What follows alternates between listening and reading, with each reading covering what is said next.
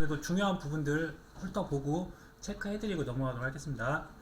중요한 부분 중 하나가 이제 자연재해입니다. 자연재해 같은 경우는 저희가 자연재해라고도 할 수도 있고 그냥 환경에 대한 어떠한 변화라고도 볼 수 있습니다. 환경에서 항상 저희는 너무 지나치면 안 된다는 거예요. 물도 비가 너무 많이 와서 물이 넘치면 안 되고, 비가 너무 안 와서 가뭄 피해가 오면 안 되고, 너무 추워서 너무 더워서 다 안 된다는 거예요. 그래서 지나치면 무조건 안 된다는 거예요. 광도 다 마찬가지입니다.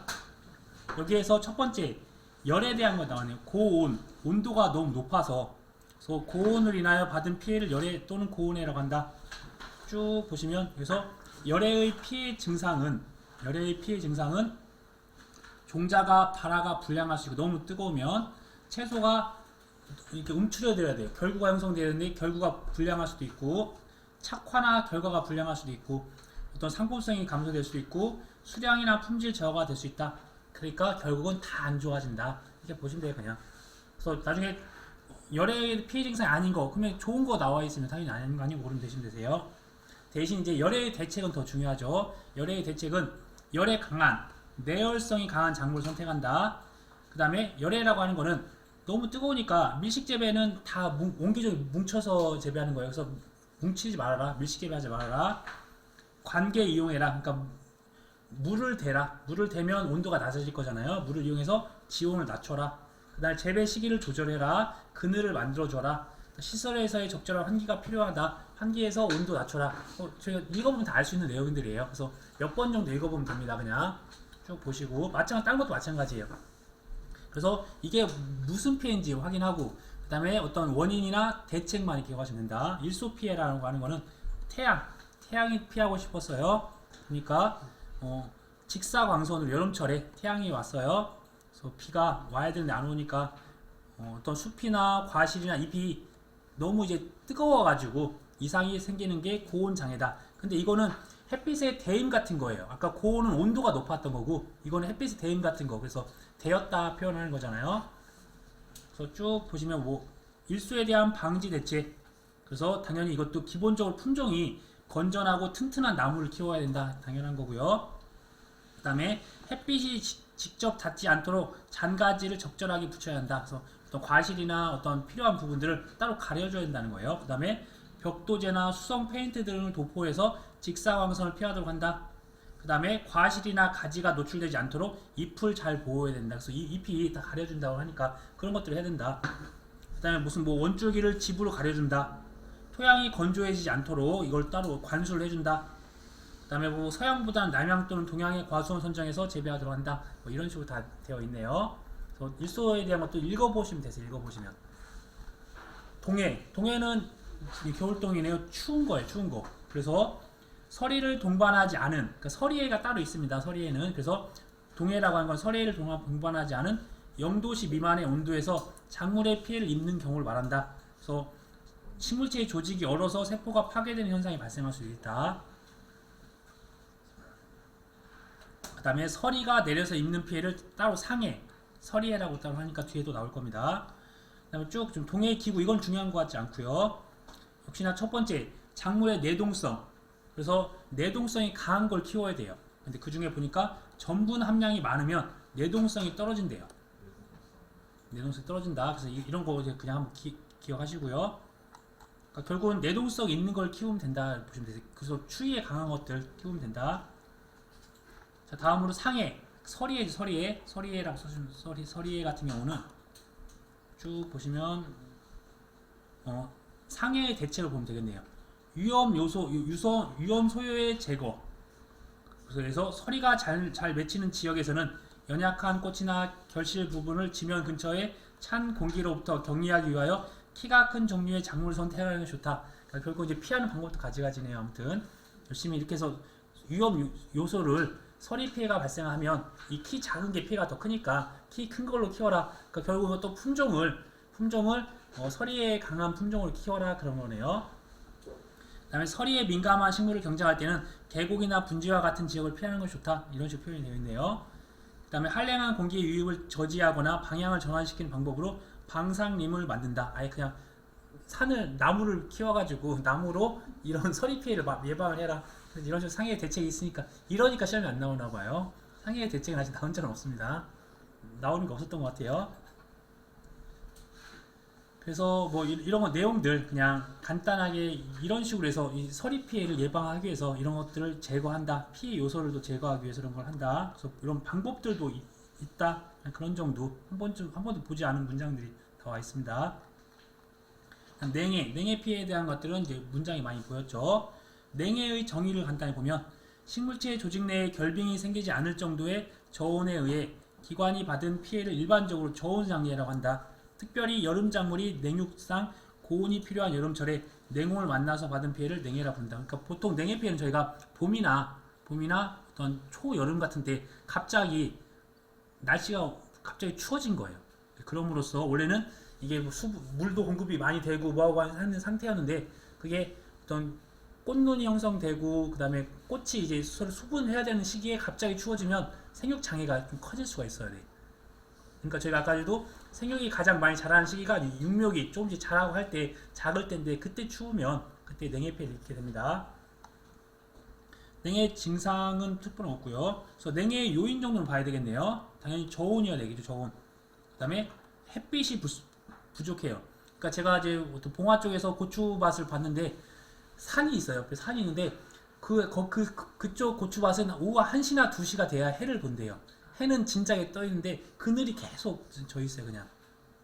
아니면 또 양쪽에 다 산이 있거나 그런데 비가 많이 오거나 낮은 수온 그런 경우가 냉해의 원인이 된다. 그래서 냉해의 양상은 지금 이게 2번 기출문제 나왔습니다. 지연형 냉해. 그래서 어떤 영양 생장기의 저온우 초기 생육을 지연시키는 거. 그러니까 결국 이제 어떤 생육이 지연됐다. 어떤 무슨 기간에 저온이 왔다. 그때는 지연형에 그걸로 인해서 지연이 됐다. 이렇게 표현을 할 거고요. 그 다음에 장해형 냉해라고 하는 거는 어떤 수분이나 수정, 어떤 또 분화, 이렇게 한 어떤 불임, 이런 식으로 또 이러한 변화하는 시기예요. 생장하는 시기가 아니라 이런 수분을 할 시기, 수정을 할 시기, 이런 불임, 어떤 그런 거, 뭐 발화할 시기, 어떤 수정이 될 시기, 이런 시기에 냉해가 옴으로써 수분을 못하고 수정을 못하고 그래서 열매를 못 맺고 그런 게 장애형 냉해라고 합니다. 장애형 냉해. 그 다음에 병해형 냉해. 이 병해형 냉해라고 하는 거는 이제 날씨가 추워지고 하니까 면역력이 약한 상태에서 병원균이 침입한 거죠. 병든 거죠. 그래서 병원균이 침입한 것이 병해형 냉해다. 그래서 도열병 같은 게 많이 발생한다. 그래서 병이 들어오면 병해형. 그 다음에 이렇게 장애형이라고 하는 거는 좀 장애인이라고 표현하기 좀 그렇습니다. 근데 원래 수분을 해야 되는데 수분을 못하고 수정을 해야 되는데 수정을 못하고 그러니까 추워가지고 갑자기 다 꽁꽁 얼어가지고 그렇게 못하는 겁니다. 그 다음에 지연형은 이게 저온이 돼서 원래 햇빛을 많이 보고 그런 걸 해야 광합성도 많이 하고 성장할 수 있는데 추워가지고 그걸 못하는 거예요. 그냥 생장을 못한 겁니다. 자, 다음으로 스페는 또 가장 중요하죠. 스페 같은 경우는 토양 공급, 바닥에 물이 많이 찬 거예요. 물이 채워져서 공기가 없으면 식물은 산소가 부족을 해서 장애를 일으킨다. 스페. 그러니까 결국은 그래서 그 안에 있는 공급을 활성화시키기 위해서 물을 빼줘야 돼요. 그래서 배수를 하고 아니면 토양을 갈아주거나 그런 식으로 해서 스페에 대한 것들을 예방을 해야 됩니다. 그래서 쭉 보시면 스페의 대책이 계속 나왔어요. 그래서 스페의 강한 품종을 선택해라. 그 다음에 경작지의 배수 관리를 잘 해야 된다. 그 다음에 정지 작업 및 재배 방식을 밭은 휴립 휴파, 습다분 휴립 재파 이런 식으로 해서 뭐 따로 밭작물 같은 경우는 일항에다 심고 그 다음에 습답 같은 경우는 다 일항에다 심어라. 바닥에 심지 말고, 그러니까 고랑에다 심지 말고 일항에다 심어라. 그런 개념이에요. 그 다음에 미숙 유기물이나 이런 거 적절한 토양을 개량한다. 석회를 넣는다. 표층 시비를 실시하여 뿌리를 지표면으로 유도한다. 그래서 뿌리가 안으로 들어가면 그 안에 물이 차 있으니까 뿌리를 밖으로 좀 유도할 수 있는 방법을 쓴다. 그 다음에 필요한 게 칼륨이나 인산 같은 거 충분히 사용하면 좋은가 봐요. 그래서 이런 것들 스페 대책 중요하니까 몇 번 반복적으로 봐주세요. 그 다음에 가뭄에는 이제 물이 부족한 거죠. 스페는 이제 물이 많은 거고 가뭄에는 물이 부족한 거죠. 그래서 가뭄은 평균 이하의 강수량이 지속적으로 나타나는 지역의 현상으로 물의 양에 대한 상대적인 용어로서 여러 가지 기준에 의해 정의된다. 그냥 이 정도만 보시면 되실 것 같아요. 가뭄의 원인은 물 부족인 거고 가뭄의 발생 원인도 물이 부족한 거예요. 그냥 가뭄의 증상은 물이 없으니까 광합성도 못합니다. 물이 있어야 된다고 했어요. 빛도 있어야 되고 물도 있어야 되고 이산화탄소도 있어야 돼요. 그래서 작물의 생육이 저하된다. 또 양분이나 수분 흡수 저해 현상이 일어난다. 물이 없으니까 흡수가 안 되겠죠. 나머지 내용들은 물이 없음을 발생할 수 있는 거네요. 물의 역할이 떨어지니까. 쭉 보시고 생장이 억제된다 되어 있네요. 그래서 가뭄의 방지 대책은 이렇게 작물에 대한 내건성이 좋은 걸 키워야 되고 그 품종을 내건성이 좋은 걸 선택하고 관계시설, 물을 댈 수 있는 시설을 대면 되는 거고 그 다음에 토양 수분의 보유력, 물을 아까 보수력이라고 했죠. 물을 보유할 수 있는 힘을 키우고 그 다음에 물이 증발하는 걸 억제시킨다. 그래서 토양 입단화를 좋게 물을 잘 보관할 수 있게 바꾸고 중경 제초 그러니까 한번 거기다가 어떤 풀 같은 것들 심어서 수분을 잡아둘 수 있게 그런 식으로 그 다음에 어떤 이제 피복제 같은 거 씌워서 다시 물이 안 날아가게 그 다음 뭐 드라이 파밍이나 이것도 살짝 올려주는 거죠. 아무튼 이제 빗물을 지하에 저장한다 드라이 파밍이라는 게 있나봐요. 그 다음에 증발 억제제 살포 이런 것들을 통해서 증발하는 거를 방지하고 그 다음에 물을 보관할 수 있게 이런 대책들을 가져간다 이렇게 기억하시고요. 수바라 같은 경우는 저희가 수확하지 않은 곡식의 이삭에서 나달이 싹이 트는 성질을 말한다. 저희가 벼 같은 경우는 저희도 작년에 많은 일이 있었는데 도복을 했어요. 쓰러지면 그 안에 만약에 물이 있으면 논이니까 물이 있겠죠. 그러면 그 안에서 벽시에서 수바라가 됩니다. 수바라가 돼서 뭐라고 하죠? 뿌리가 나오고 이삭이 트고 막 그래요. 그러면 벼에 새끼가 쳐져 있습니다. 여러 개. 근데 상품성이 하나도 없죠. 그걸 수바라라고 합니다. 그래서 벼나 맹류에 이게 장기간의 비를 맞아서 도복을 했어요. 땅에 접촉하면서 이삭에서 싹이 틉니다.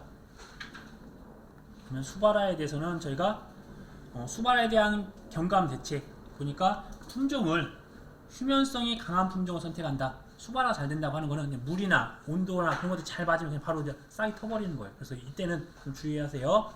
그 다음에 키가 작고 쓰러짐에 강한 품종. 그러니까 수바라가 도복으로 인해서 그런다고 했잖아요. 도복이 안 되는 것 같다 품종을 해라.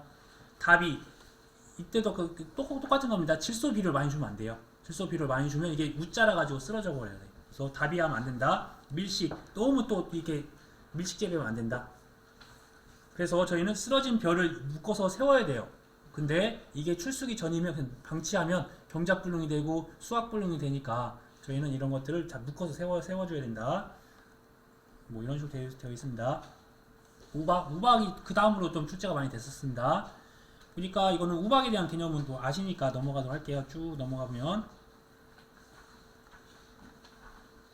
그래서 우박에 대해서 우박 피해에 대한 대책을 어떤 식으로 할지 한번 보도록 하겠습니다. 그래서 우박 피해 같은 경우는 대부분이 사후 대책을 하죠. 이게 산발적으로 갑자기 내리는 거니까.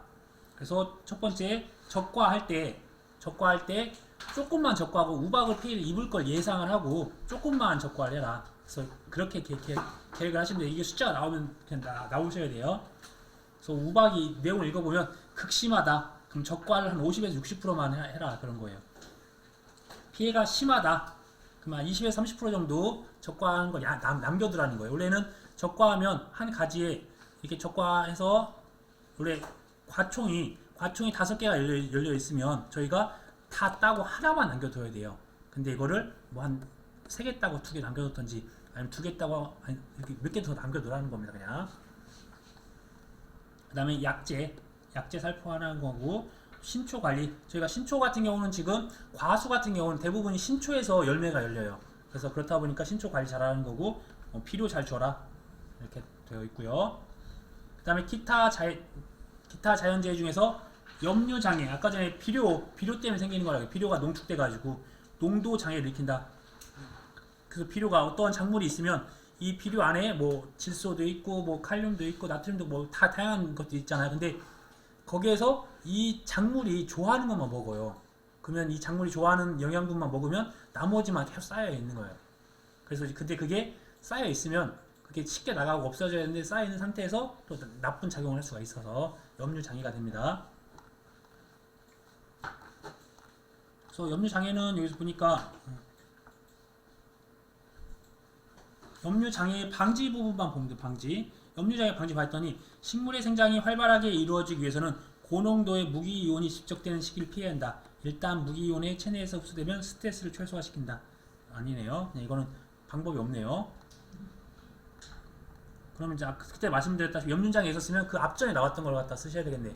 아까 전에 석회를 쓴다든지 유기물 비료를 유기물 어떤 그런 것들을 써서 이거를 중화를 시킨다 그렇게 말씀드렸었어요. 아니면 담수를 시켜가지고 염분이 조금 이제 그런 부분이 좀 염분이라고 표현하기 그렇지만 그 농축된 나쁜 게 좀 희석되고 흘려나갈 수 있게 그렇게 하는 게 염류 장애에 대한 방지가 아니구나. 그거는 이제 해결책이라고 보시면 되겠네요. 염류에 대한 장애는 그 앞쪽에 한번 나와 있는 부분이 있을 거예요. 그걸로 보시면 되세요. 앞쪽에. 네, 목초의 하고 현상. 여름이네, 여름. 그래서 보면 한지역 목초, 추운 지역에서 자라는 목초예요. 추운 목초가 여름철 생장이 쇠퇴 정지하고 심하면 황화, 고사하여 목초의 생산량이 급격하게 떨어지는 거. 그래서 사실은 이때 온도가 한지형이에요. 근데 여름인데 높을 수가 있잖아요. 그럼 이제 그 높은 부분으로서 고사하거나 황화하거나 생산량이 떨어져 버리는 거예요. 그런 부분들. 하고의 발생 원인과 대책. 그러니까 고온이에요. 당연히 여름이면 더워야 되는데 북방향은 더위에 약한 거니까 북방에서 사는 건데 그 북방 지역에서 그 온도가 높은 거예요. 다음에 또 이런 거는 특별한 건 없네요. 그래서 보니까 내용을 한번 보실 수 있으면 보시고 근데 특별한 건 없네요. 이쪽에. 그 다음에 육묘 부분이 나오네요. 종묘와 육묘. 종묘는 이제 종자 심는 거고 육묘는 이제 어떻게 하죠? 육묘 시키는 겁니다. 다시 키워가지고 이제 심는 방법입니다. 그래서 종묘 자체는 식물을 가지고 한다. 그래서 식물체를 이용하는 것, 뭐 마나 포도는 눈을 이용한다고 하고 베고니아나 국화는 잎을 이용한다고 하네요. 이 부분도 중요하죠. 저희가 이제 종종 나왔던 거, 줄기를 이용하는 거, 어떤 땅속 줄기를 이용하는 생강, 연, 박하, 호프, 그 다음에 덩이 줄기를 이용하게 감자, 토란, 돼지 감자, 알줄기, 글라디오스, 비닐 줄기, 뭐 나리, 마늘, 양파 아까 그런 거 있었잖아요. 그 다음에 고든 줄기가 무, 당근, 덩이 뿌리가 달리아, 고구마, 마 이런 것들. 그러니까 아까 육묘도 중요하지만 이렇게 종자로 종묘하는 것들도 이제 일부가 좀 중요한 부분이 상대적인 거니까 이것도 같이 한번 좀 해주세요. 종자 처리하는 부분들은 패스하도록 하겠습니다. 종자 소독도 패스하도록 하겠습니다. 그 다음에 용어상 휴면이라고 하는 거 아까 제가 휴면을 봤잖아요. 휴면 기간을 거쳐서 종자가 발화를 한다고 했어요. 그래서 휴면이라고 하는 거는 발화에 필요한 외적 조건이 부여되어도 일정한 기간 발화하지 못하는 현상을 휴면이라고 보면 된다고 하네요. 쭉 이것도 넘어가다가 종자의 휴면 탑파법도 따로 나온 적은 없으니까 나온 게 안 보였으니까 넘어가도록 하겠습니다. 이제 가장 중요한 또 육묘 부분이 나온 육묘 부분도 출제 비중이 많이 높았어요. 그래서 육묘를 하면 보니까 작물 재배에서 번식을 할 때 쓰는 어린 식물을 묘라고 한다. 그러니까 일부 자란 걸 갖다가 옮겨 심는 겁니다. 그래서 묘는 주로 묘상에서 주도 면밀하게 관리하여 길러서 본 포장에 이식한다가 되어 있네요. 그러니까 원래는 위쪽에 직파를 해야 돼요. 직접 해당되는 것들을 심어야 되는 게 직파인데 이런 딸기나 고구마, 고추, 과수 같은 경우는 직파가 불리한가 봐요. 그래서 육묘나 이식을 합니다. 쭉 보시면 그래서 육묘에 대한 이론점이라고 하니까 직파가 불리한 것들을 육묘하면서 재배할 수 있고 육묘는 일부를 자라게 한 상태에서 심으니까 조기 수확이 가능하고 그 다음에 더 많이 할 수 있다. 그래도 어느 정도 관리한 다음에 했으니까 싹이 못 트는 그런 피해는 없고 다른 피해는 있겠죠. 그래서 재해에 대해서 방지할 수도 있고 토지 이용도도 더 증대가 가능하다. 그 다음에 물을 좀 절약할 수 있고 노력도 절감할 수 있다. 그 다음에 종자 절약을 할 수 있다. 그러니까 종자 같은 경우는 처음에 이게 싹이 얼마나 틀지 얼마나 안착이 될지 그 시기에 많은 것들 심어야 될 거 아니에요. 근데 육묘는 내가 필요한 만큼만 어떤 안전한 시설에서 보관을 해가지고 재배를 하니까 종자 자체는 적게 들어간다는 거예요. 실패할 일이 많이 없으니까. 근데 현저히 적게 들다고 하네요. 추대 방지. 이게 뭐 줄기가 커지면 이게 쓰러질 수도 있잖아요. 이것도 너무 커지는 거. 그 다음에 이제 육묘의 방식이 몇 번 나왔어요. 육묘의 방식이 어떻게 나왔냐면 저희가 재래 육묘는 아까 안 나왔어요. 근데 그래도 기억을 하세요. 그냥 가온 육묘, 보온 육묘, 노주 육묘, 야랭 육묘가 있다. 이런 것들. 근데 특수 육묘가 아까 나왔어요. 그러니까 접목하는 방식, 산목하는 방식, 양액 육묘하는 방식, 그다음에 조직 배양하는 이런 방식이 있다. 조직 배양이라고 하는 건 서로 이제 이런 거 교잡 같은 걸 통해서 하는 거라서 특별한 거고요. 그 다음에 공정육묘. 공정육묘는 식물 공장의 개념을 육묘에 이용한 구조이다. 그래서 이제 이거는 시설 내에서 아까 전에 양액이나 플러그묘, 뭐 플라스틱 트레이 같은 이런 공정묘를 가지고서 하는 게 공정육묘다. 그래서 총 세 가지 육묘 방식인데 지금까지는 이 전목, 양액, 산목, 조직배양 이런 개념들이 나왔습니다. 이 세부적인 내용도 뒤에 나올 거예요. 파종 및 이식, 그다음에 이제 경운과 정지, 이제 땅 관리하는 거네요. 땅을 뒤집어 엎는 거, 토양을 갈아엎은 거, 이게 경운이고요. 그래서 경운을 땅을 갈아엎으면 토양이 다시 이제 건조해지고 그 밑에 있는 젖은 땅이 올라올 거니까. 그다음에 잡초와 병충해 경감시켜준다. 잡초 같은 거 다 엎어지겠죠. 그다음에 쭉 보시면 될 것 같고, 정지라고 하는 거 용어적인 정도만 보면 아실 것 같아요. 정지라고 하는 거는 흙덩이를 부수고 고르고 이랑 같은 거 만드는 것들을 정지. 그러니까 저희 정지 정돈한다라고 하면 제가 이제 농사를 지을 수 있는 좋은 상태로 만들어 놓는 거라고 보시면 되세요. 파종 같은 경우는 말 그대로 파종하는 거고요. 착규법이 개념이 몇 번 나왔었죠. 개념이 한 2번 정도 나왔던 거 착규법. 착규법이라고 하는 거는 일항의 방향이나 높이나 너비 따위를 농작물 종류의 생육 환경에 알맞게 정하여 만드는 방법이다. 그래서 평휴법.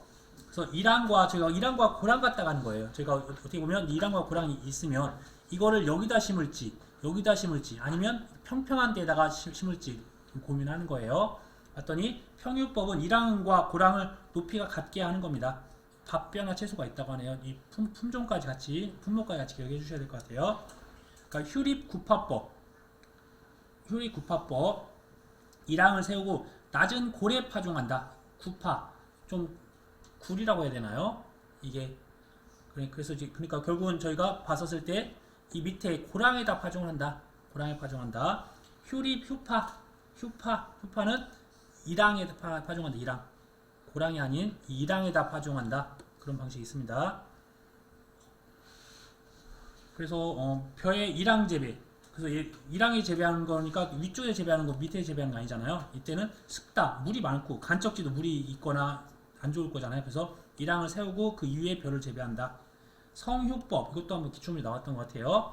그래서 일항을 보통보다 넓고 크게 만드는 것을 성휴법이다. 그래서 이렇게 일항 하나에다가 과거에는 작물 하나 두 개를 심었다고 하면 요즘에는 이거를 일항을 좀 넓게 해서 하나 둘 셋 넷 다섯 여섯 이렇게 그 다음에 고랑은 좀 작게 이런 식으로 해서 한다. 이게 성휴법이라고 보시면 되세요.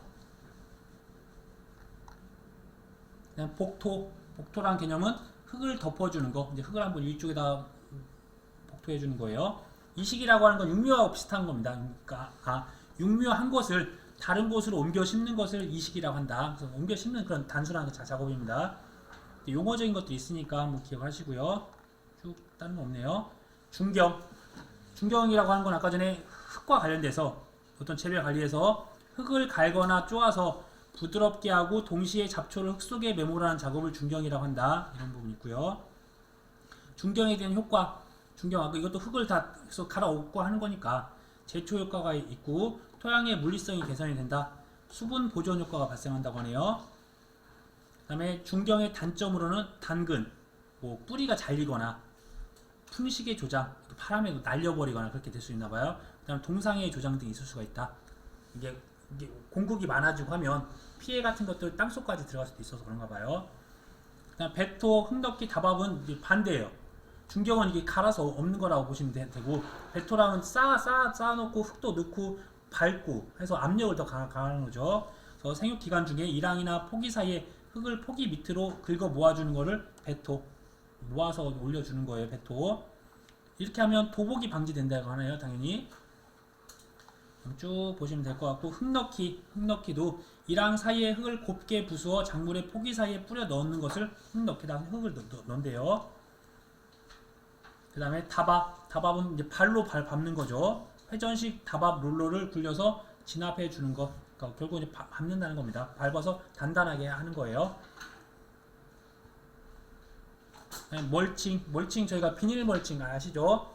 비닐이나 아니면 이런 집표면을 집이나 건초 또는 비닐로 덮어주는 걸 멀칭이라고 한다. 그래서 만약에 지피나 부초 같은 경우는 지피나 건초는 부초라고 하고 그냥 비닐은 멀칭이라고 할 수도 있습니다. 뭐 부초 또는 멀칭 이렇게 표현하네요. 멀칭의 효과는 뭐 멀칭 효과 정도는 기억하시면 좋겠네요. 당연히 피복을 했으니까 지온 변화의 조절 따뜻하겠죠. 그래서 겨울에는 저희가 고추나 뭐였죠? 마늘, 양파는 겨울 놔야 되니까 따뜻하게 지온을 유지하기 위해서 멀칭을 시켜야 되는 거예요. 그다음 토양의 건조 방지, 수분이 증발되는 게 방지되겠죠. 수분이 증발되는 거를 비닐 안에서 가두니까 토양의 침식 방지, 역시나 토양이 쓸려 나가는 것도 비닐이 막아주겠죠. 그다음에 잡초의 발생 억제, 역시나 마찬가지 다 똑같습니다. 비닐 씌워줬다고 생각하고 이런 것들이 발생한다.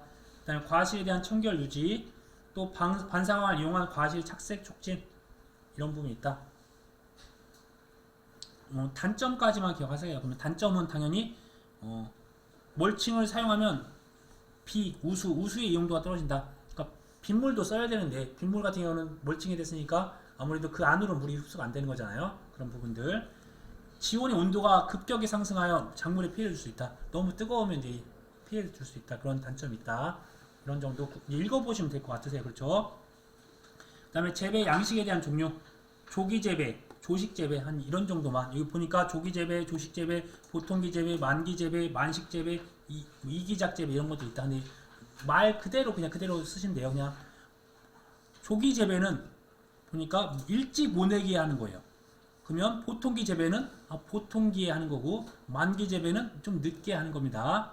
그래서 기가 안에 들어가는 거 만기, 보통기 제 친구는 아닌데 조기 되고 있고요. 그다음 만식 재배, 조식 재배, 만식 재배 이거는 수확하는 시기예요. 조식 재배는 빨리 수확하는 거고 만식 재배는 또 빨리 수확하는 거예요. 결국은 같이 조기 재배는 빨리 심는 거, 조식 재배는 빨리 수확하는 거냐 그런 개념. 수확기냐 아니면 결국은 빨리 수확을 한다면 빨리 심었겠죠. 그다음 조식 재배는 평야지 일모작지대의 주된 재배학 행위다 라고 하면서 이게 빨리 생육 기간이 그래도 길어지네요. 빨리 심고 빨리 수확을 하니까. 그 다음에 식이관리 및 식물 호르몬. 근데 여기서도 이제 무조건 나오는 부분이 질소, 인산, 칼리, 그 다음 비료의 3요소에 대한 부분들. 아까 연면식이란 그런 부분이 있었잖아요. 그래서 한번 내용 보도록 하겠습니다. 쭉 그냥 내용을 읽어보시고. 암기까지는 아닌 것 같아요. 그래서 여기에도 비료에 대한 것들을 암기할까 하다가 혹시 시간이 되시는 분은 이 비료에 대해서 생리적, 화학적 반응에 대한 산성 비료와 중성 비료와 염기성 비료 정도만 그냥 좀 체크하면서 읽어만 주세요. 그냥. 그 다음에 시비에 대한 것들은 특별한 건 없는데 여기서 이제 아까 연면 시비 원래는 이렇게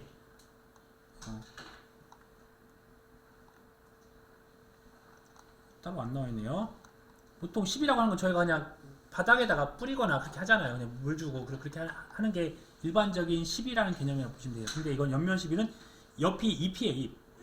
그래서 인위적으로 작물의 잎을 통하여 흡수케 하는 방법. 그래서 어떤 작물마다 그 옆면 옆에다가 하는 건데 옆에 앞면에다 하는 작물이 있고 뒷면에다 하는 작물들이 있습니다. 그래서 비료의 옆면 흡수에 영향을 끼치는 요인은 필요 없고요. 있네.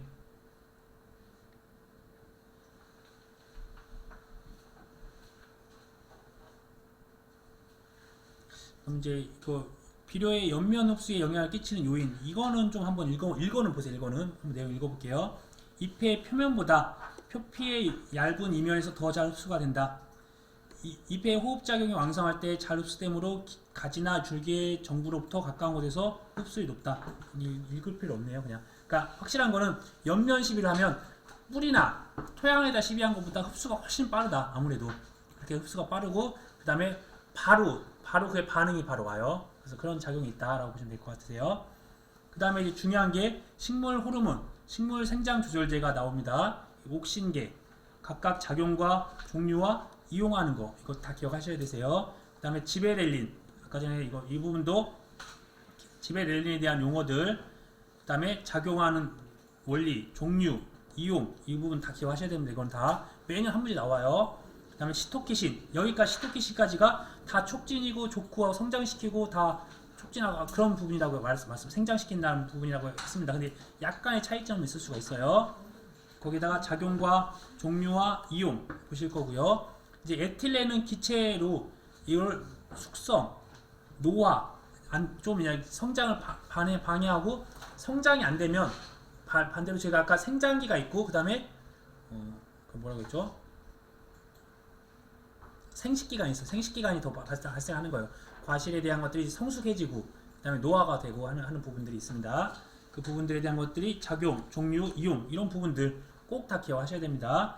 그 다음 생장 억제제라고 해서 ABA 아부스시산 이렇게 되어 있네요. 아부지 아닌데 이거 제가 어떻게 스트레스가 들어왔었는데 스트레스를 주었나 억제제 스트레스 호르몬입니다. 그래서 아보시스산 그래서 스트레스가 들어가 있어요. 그래서 저희가 이 안에도 생장 억제제가 종류, 이용 그 다음에 되어 있다. 그 다음에 여기는 이제 생장 조절제 사용 시 지켜야 될 사항들이라 탄질률과 TR율. 그래서 탄질률이라고 한 거는 CN 여기서 이네 탄질률 CN 여기서 보면 탄소 비율과 질소 비율이에요. 그래서 탄소 비율과 질소 비율 갖다가 지금 가지고 하는 거예요. 근데 저희가 여기서 보면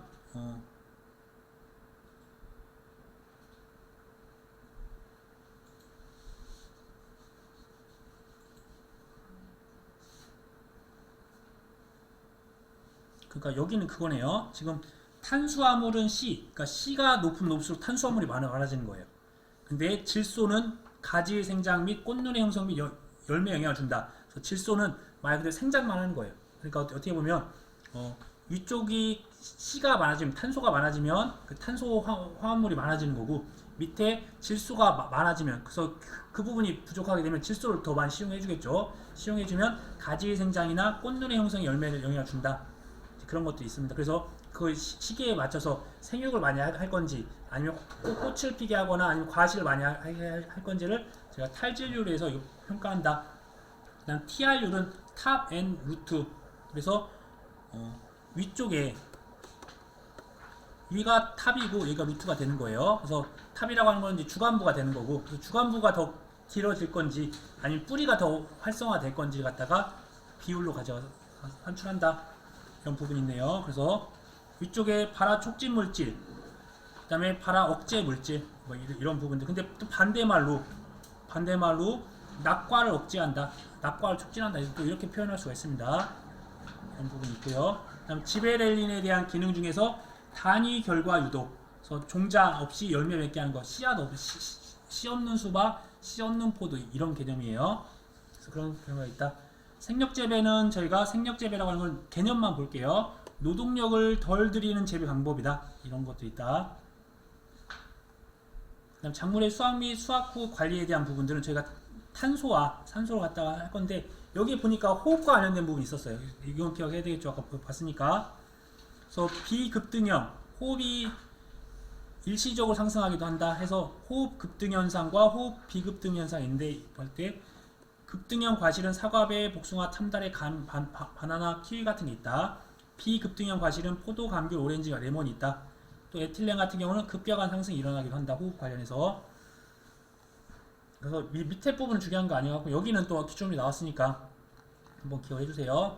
잡초에 대한 부분들도 특별한 건 없었는데 아까 전에 제가 말씀드렸던 것 중에 하나가 뭐냐면 잡초의 방제는 읽어달라고 말씀드렸어요. 잡초의 방제.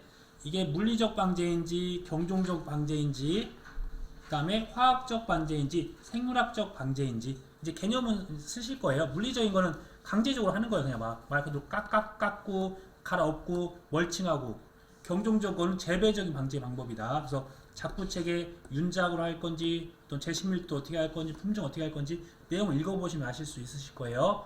그 다음에 화학적 방제는 아까 비료 준다 했죠. 제초제 살포한다. 생물학적인 거는 아까 전에 뭐 천적이나 뭐 오리, 새우, 참개, 천적 같은 거 이용하고 하는 것들. 그 다음에 종합적 방제는 같이 서로 몇 가지 방법을 같이 쓰는 것들이었습니다. 그래서 방제법을 2종 이상 선정하는 게 된다. 근데 이게 W, 그래서 IWM이라는 거. 그 다음에 병충해 부분이 나왔는데 병충해에 대한 것들을 봤을 때 지금 이거는 알아서 하세요. 근데 병원군의 종류에 대한 다른 게 곰팡이가 한 번 나왔고 세균이 한 번 나왔어요. 기출문제에. 기출문제 나왔으니까 기출문제만 보시면 되세요. 보면. 아니면 여긴 더 추가로 되어 있으니까 이 부분까지 보실 분들은 보셔도 됩니다. 그냥. 그래서 병원교에 대한 나왔던 거 같이 보셨잖아요.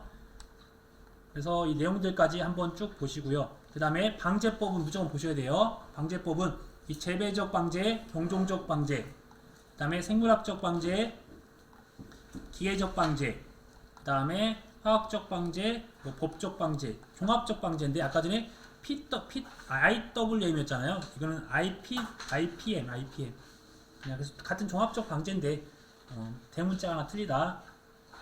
그 다음에 천적을 이용한 해충 방제까지 아까 전에 보셨던 부분들. 이때 여기 또 나와 있네요. 천적을 이용한 해충 방제. 여기서 보면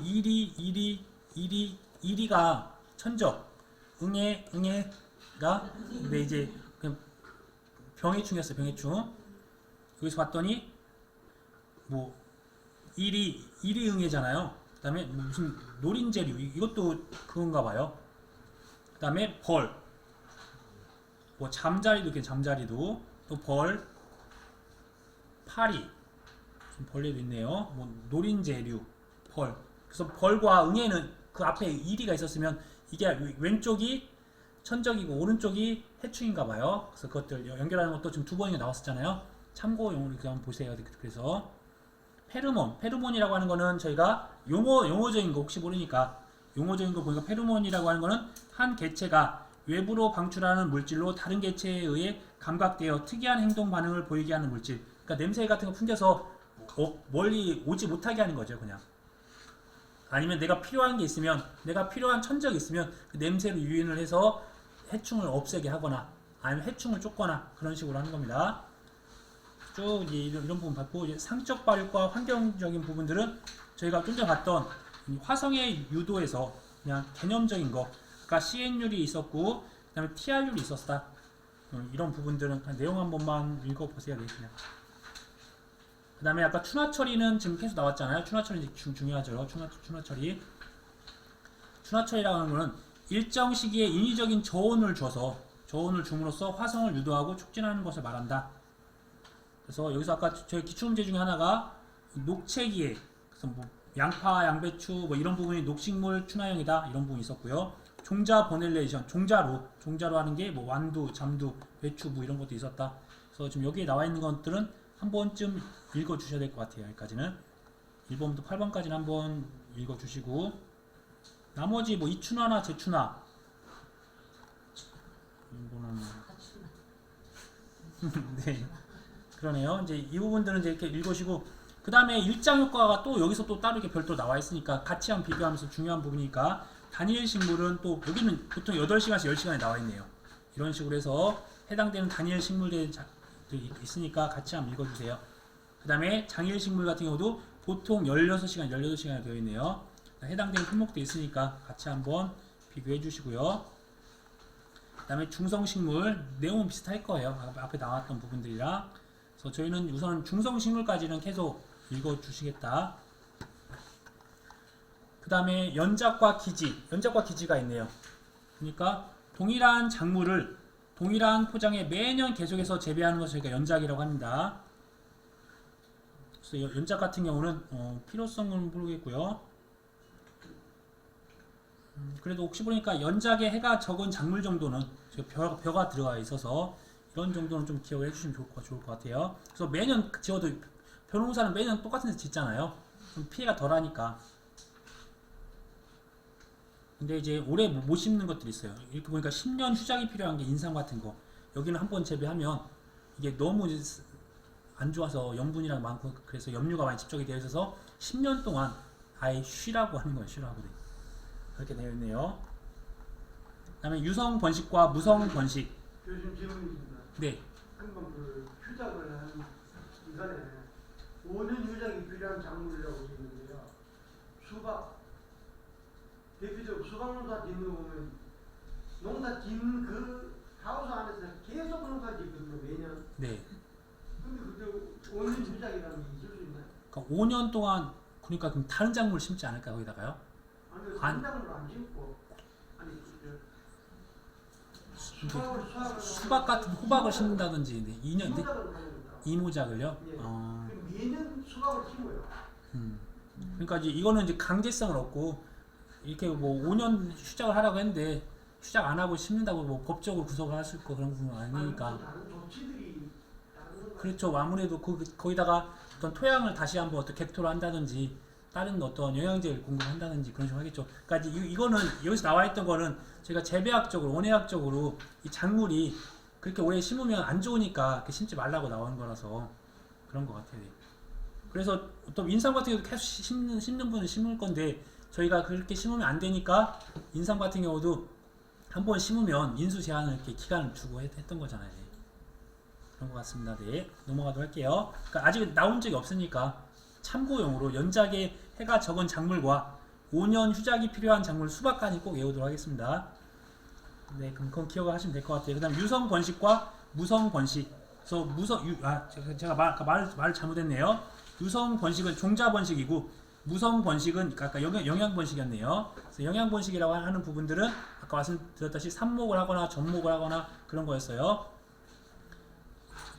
한번 이쪽 부분은 그냥 쭉 한번 읽어보시면 될 것 같으세요. 그 다음에 삽목이라는 부분은 자세히 나왔어요. 아까 전에 삽목, 접목 나왔던 부분이 있으니까 무성 번식에 대해서는 한번 좀 그래도 체크를 하셔야 된다. 삽목, 꺾고지에 대한 부분들. 여기서 보니까 이제 삽목의 종류가 있네요. 뭐 뿌리삽, 가지삽, 그 다음에 뭐 이런 부분이 있었고요. 그 다음에 접목, 접붙이기 할 때 접목의 부위에 따라서 너무 많은 접목이 있어요. 네. 아까 이 중에서 이제 몇 개가 이렇게 보였던 거예요. 네. 그냥 그래서 이거는 이제 접목 시기, 접목 위치, 접목 방법에 대한 것들은 그냥 어떤 이런 것들은 구체적으로 만약 시기는 봄, 여름, 가을이네요. 한번 읽을만 하겠네요. 그래서 읽을 수 있는 부분을 읽으시면서 충분히 저희가 읽으면 이해되는 정도니까 한두 번 정도 읽으시고 객관식 있게 찾으실 수 있으실 거예요. 대신 이제 어떤 시기냐, 위치냐, 방법에는 좀 대분류 정도는 한 번쯤 읽어주시고 세부적으로 막 너무 이제 있는 부분들까지는 굳이 막 찾아보거나 그렇게 하지 마세요. 힘드시고 하니까. 그 다음에 이런 정보의 장점, 단점 이런 건 꼭 중요한 사항입니다. 그래서 장점, 단점, 뭐 어떤 방지 대책 그런 거 꼭 읽으셔야 되고요. 정보의 단점도 있네요. 그다음 출목, 묻어떼기 아까 전에 살아있는 거에다가 그냥 흙을 덮어가지고 다시 거기 뿌리를 내리는 거예요. 뿌리 내리면 다시 잘라서 쓰는 겁니다. 그래서 보니까 가지를 휘어서 땅속에 묻거나 가지에 상처를 내고 수태 등으로 싸서 뿌리를 내리게 한 다음에 잘라내서 번식하는 방법이다. 그래서 여기서 보면 뭐 성토법, 선취법, 파상, 취목, 당무취법 이것도 여러 가지 방법이 있다. 이런 정도만 기억하세요. 그냥 박과 채소를 접붙이기의 장단점인데 이거는 아직 출제된 적은 없는 것 같아요. 자, 다음은 이제 원예 작물에 대한 조직 배양. 조직 배양이라고 하는 거는 저희가 아까 배양 중에 아까 육묘 배양도 있고 조직 배양이라는 것도 있었어요. 그래서 이 중에서 하나 기억을 할 거는 저희가 식물체 일부를 모체로부터 분리시켜서 특수한 용기 내에서 무균 상태로 배양시키는 기술을 말한다. 그러니까 따로 배양을 해가지고 이제 재배를 하는 건데 이 중에서 전형 성능이라는 게 하나 있어요. 이거는 그거 하나 가지고서 세포, 조직, 기관 등이 완전한 식물체로 만들어지는 것입니다. 완전한 식물체. 모든 능력을 다 갖고 있는 거예요. 그냥. 그러니까 쭉 한 이 정도만 기억하시고요. 그래서 단위 결과 아까 전에 지베렐린 쓰는 거 그것들만 한번 기억하도록 할게요. 그러면 수분 없이 종자 씨 없이 열매를 형성하는 걸로 파인애플, 망고, 무화과, 감귤, 포도, 바나나가 있었네요. 그 다음에 원예 작물에 대한 분류 부분도 아까 전에 저희가 봤죠. 아까 전에 이 부분도 무조건 나옵니다. 나오는 부분이 이용 부위에 따라서 과체류인지 그 다음에 역경체류인지 그 다음에 근체류인지 이 부분 정도는 봐야 되겠네요. 겹치는 부분이 충분히 있습니다. 겹치는 부분이 있지만 이 부분들 같이 한번 다시 봐주시고요. 그 다음에 원예 작물에 대한 과수에서 저희가 아까 지금 여기 있는 것들은 이미지를 나중에 한번 참고해 주세요. 저희가 위과냐, 취과냐 그런 부분에서 봤었을 때 인과류, 핵과류, 장과류, 각과류, 준인과류 이 부분도 있었잖아요. 이 부분도 중요하게 지금 한 3-4번, 4-5번 나왔잖아요. 4-5번 나왔으니까 이 부분들 구분을 해놨으니까 혹시 여기서 더 파생돼서 나올 수도 있으니까 또 여기서 아까 전에 시방 관련돼서 시방이 나왔었잖아요. 상위과냐, 중위과냐, 하위과냐 이 이미지를 아까 제가 올려놨으니까 이게 시방의 위치가 위다, 시방 위치가 중이다, 시방 위치가 하다 그런 거 있었습니다. 그래서 내용들 한번 읽어보시면 특별한 것들은 없으니까 충분히 아실 수 있으실 것 같으세요. 과수의 생장 곡선이라 이런 것들은 아실 필요 없고 그다음에 마지막으로 이제 보면 낙과나 뭐 봉지 씌우기, 낙과의 방지 뭐 이런 것들. 저희 낙과 같은 경우 당연히 떨어지는 거니까 이해하시면 될 것 같고요. 낙과를 환상박피, 아까 문장이 하나 나왔죠. 환상박피라는 거. 이 부분은 그냥 넘기도록 하겠습니다. 그냥 봉지 씌우기는 지금 2번 나왔어요. 봉지 씌우기. 그래서 봉지 씌우기의 목적이 뭐고, 그 다음에 뒤쪽에 보면 봉지 씌우기에 대한 목적 안에 다 있네요. 목적이 특징이네요. 접촉으로 인해서 찰상에 방지하고 해충의 가해가 방지되고 병균 차단하고 농약이 과일에 묻는 것을 방지하고 과일의 착색 및 수확 시기가 조절이 가능하고 사과의 경우에는 독록을 방지할 수 있다 이렇게 써있네요. 그래서 이제 이 부분들 목적은 좀 두 번 출제됐으니까 이 부분까지 기억해 주세요. 자, 다음으로 이제 과수의 결실 조절. 결실 조절 지금 몇 번 나왔죠. 결실 조절이라고 하는 부분이 그냥 없네요. 이쪽은. 이 결실 조절은 패스하겠습니다. 패스하고 휴면과 내한성. 지금 이제 이 부분은 기후 적응에 따른 휴면과 휴면 타파. 이 부분도 넘기도록 하겠습니다. 이 부분도. 근데 사실 이제 이런 내한성, 어떤 내한성이나 그러니까 추위에 강하게 하는 부분들이나 어떤 동해 발생에 대한 이런 부분들은 온도까지 저희가 암기하고 할 수 있는 부분은 아니니까 이건 그냥 패스하도록 할게요. 패스. 그다음에 시설 원인에 대한 구조체 및 피복제에 대한 부분이 제가 크게 준비한 건 없어요. 근데 여기서 중요한 부분은 시설의 종류에서 연질 피복제의 종류와 특징, 이거는 지금 매년 나왔잖아요. 매년 나왔던 부분이니까 이 연질 피복제에 대한 이 P에 대한 장점과 단점이 나와 있고, 그 다음에 PVC에 대한 장점과 단점이 다 나와 있어요. 이거는 그래도 뭐 매년 출제가 되니까 또 어떤 부분에서 어떻게 나올지 모르니까 그냥 좀 읽어주세요. 그 다음에 시설 내 광 환경의 특징. 그러니까 시설 내 광이 당연히 시설 안과 시설 밖의 차이가 일교차가 클 거고, 당연히 안에는 지온이 높을 거고, 또 그 다음에 빛이 들어오는 게 감소하면 광 분포가 불균일하다. 왜 그러냐면 이거 시설 같은 경우도 오랫동안 돼 있으면 위에 먼지 같은 게 막 쌓여요. 그러면 실질적으로 빛이 안 들어올 수도 있어요. 저희가 비닐하우스 같은 거 보고 하면은 하우스 같은 게 관리가 잘 되면 위를 다 닦아주고 해야 되는데 못 닦아주거나 뭐 그렇게 되면 빛이 못 들어옵니다. 저희는 이제 하얗고 뭐 먼지가 됐던지 잘 모르겠지만 그게 빛이 안 들어오게 될 수도 있어요. 그 다음에 주간에 탄산가스가 부족하고 유해가스가 집착된다. 탄산가스라고 하는 부분이 따로 말씀드렸다시피 밀폐되어 있으니까 서로 공기가 화합이 안 됩니다. 그 다음에 양액재배 같은 게 중요합니다. 양액재배에 대한 부분들, 장점, 단점, 시설에 대한 부분들은 진짜 몇 페이지 안 돼요. 그래서 다 보셔야 돼요. 근데 이제 이런 조제와 관리 이런 것들은 보실 필요 없겠네요. 그건 보지 마시고, 그 다음에 식물 공장에 대한 부분들, 이런 것들, 이런 뭐 이렇게 뭐 중탄소, 중탄산 이런 것들은 좀 안 보셨으면 좋겠어요. 이런 걸 안 보시고 그냥 양액재배에 대한 장점과 단점 이런 정도 보시면 되겠네요. 그 다음에 식물 공장이라고 하는 부분들도 보시고, 스마트팜이라는 것도 한번 관련해서 요즘 최신 트렌드 해가지고 한번 메모를 해봤습니다. 그 다음에 대기 오염 물질 및 특징은 아직 한번 출제가 됐었는데 큰 내용은 없어야 돼요. 사실 여기다가 아까 전에 무슨 펜에 대한 것들도 늘 하다가 그게 이제 지금 2번이 나오긴 했었는데 그 다음에 또 추가로 나오는 부분이 없더라고요. 그래서 이런 정도 하시면 제 생각에는 이걸 다 완벽하게 마스터하신 분들은 한 80점, 그냥 찍기 잘 하시는 분들은 한 70점 정도 맞지 않을까 생각하니까요. 혹시 뭐 이 부분에서 제가 이제 해드릴 수 있는 거는 이제 정리된 것들 제가 오타된 것들 수정해드리고, 기출문제 정답 잘못된 것들 다시 한번 수정해서 정오표 올려드리도록 하겠습니다. 혹시 여기서 이제 질문사항 있으시면